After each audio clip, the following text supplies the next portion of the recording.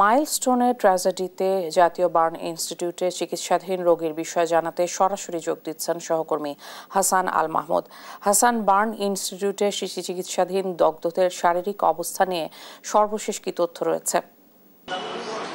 আপনাকে ধন্যবাদ। আমরা এই মুহূর্তে আছি জাতীয় বার্ন প্লাস্টিক সার্জারি ইনস্টিটিউটে। এখানে এখন পর্যন্ত আমরা যেটি খবর পাচ্ছি যে 33 জন রোগী এখানে চিকিৎসাধীন রয়েছে। এর মধ্যে 3 জনের অবস্থা আশঙ্কাজনক, তারা আইসিইউতে চিকিৎসাধীন রয়েছে এবং আরও 3 জনের অবস্থা কিছুটা সংকটাপন্ন। তাদেরকে নিবিড় পর্যবেক্ষণে রাখা হয়েছে যাতে কোনো ধরনের সংকট দেখা দিলে আইসিইউতে নেওয়া হবে, এমন কিন্তু চিকিৎসকরা বলছেন। এর বাইরে আমরা গতকালকে যেটি পরিচালকের পক্ষ থেকে জানতে পেরেছিলাম যে এখানে বেশ কয়েকজন রোগী তারা মোটামুটি সুস্থ হয়ে গিয়েছেন, তবে তাদের দ্বিতীয় আরেকটি অবজারভেশনে রাখা হয়েছে যাতে দ্বিতীয়বার তাদেরকে পুরো বিষয়গুলো দেখভাল করার পরে তাদেরকে ছাড় দেওয়া হতে পারে বলে আমরা জানতে পেরেছি। তবে আজকে তাদেরকে ছুটি দেওয়া হবে কিনা সেটি কিন্তু এখন পর্যন্ত নিশ্চিত না, যদিও গতকালকে তারা বলেছিলেন যে কোনো মুহূর্তে তাদেরকে ছুটি দেওয়া হবে। বাকি যারা আছে তাদের কিন্তু মোটামুটি অনেকটা স্টেবল রয়েছে বলে চিকিৎসকরা বলছেন। এবং যেহেতু ভারত, বাংলাদেশ, চীন এবং সিঙ্গাপুরের এই 4 দেশের বিশেষজ্ঞ চিকিৎসকরা এখানে কিন্তু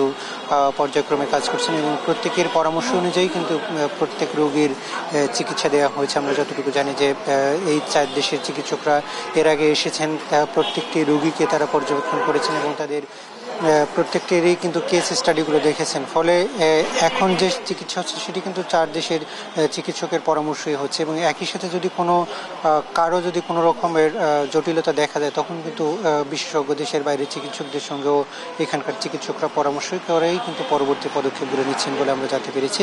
তো এখন পর্যন্ত জাতীয় বার্ন ইনস্টিটিউটে 33 জন, এর বাহিরে সিএমএসি সেখানে 11 জন চিকিৎসাধীন রয়েছেন এবং জাতীয় মানসিক হাসপাতাল যেটি রয়েছে সেখানেও কিন্তু একজনের চিকিৎসা চলছে বলে আমরা জানতে পেরেছি।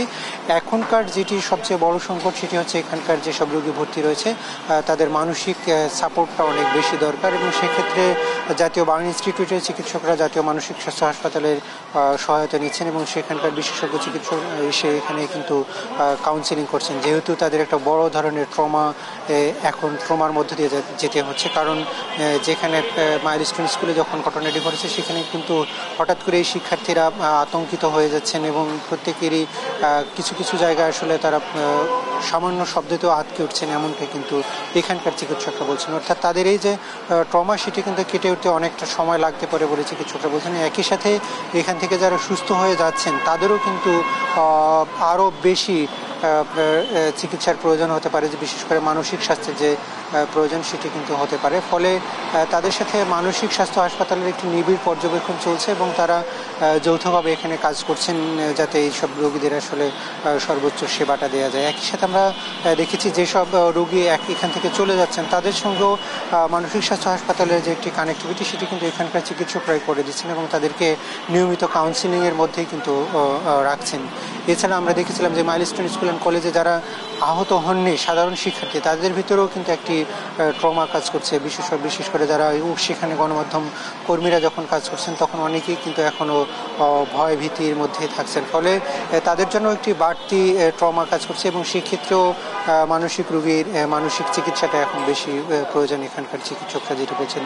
এবং গতকালকে আমরা যেটা কথা বলে জানতে পেরেছিলাম যে এখানে এখন যারা ভর্তি রয়েছেন তাদের মধ্যে অন্তত 27 জন শিক্ষার্থী তারা এখানে শিশু এবং প্রত্যেকেরই বয়স কিন্তু 12 থেকে 14 বছরের মধ্যে এবং এ কারণেই কিন্তু বাড়তি জটিলতা তৈরি হচ্ছে। আমরা এর আগে দেখেছিলাম যে অনেকে 60% পর্যন্ত পুড়ে যাওয়ার পরেই কিন্তু সুস্থ হয়ে বাড়ি ফিরেছেন। তবে এক্ষেত্রে আমরা দেখলাম যে বেশ কয়েকজন শিক্ষার্থী যারা 40% মতো পুড়ে গিয়েছিল তারাও কিন্তু আসলে বাঁচানো সম্ভব হয়নি। ফলে এখন যেটি দরকার সেটি হচ্ছে তাদের একটি নিবিড় পর্যবেক্ষণ এবং তাদেরকে নিয়মিত পর্যবেক্ষণের মধ্যে রেখেই কিন্তু চিকিৎসকরা নিয়মিত এই চিকিৎসা দেওয়ার পরিকল্পনা করছেন। তো এই ছিল আমার কাছে এখান থেকে সবশেষ পরিস্থিতি। হাসান, অনেক ধন্যবাদ আপনাকে।